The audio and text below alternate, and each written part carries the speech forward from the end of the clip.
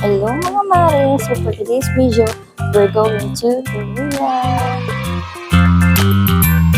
So ano nga ba mga travel process at requirements papuntang Korea? So bago ko nga ako sagutin iyan, tara muna ako kumain din sa airport. Kami nagutom na Are nga pala ang mga requirements. At dahil nakompleto na nga ho namin iyan, abay kami ho'y pumila na din para ho mabigyan na kami ng boarding pass. At dahil grupo kami na puro hand carry, abay hindi na nga ho tinimbang. Nagpapalit na rin nga ho kami ng Korean won. Pagkatapos ho'y pumunta na kami sa immigration. Ang nakakatuwa nga ho'y walang masyadong pila.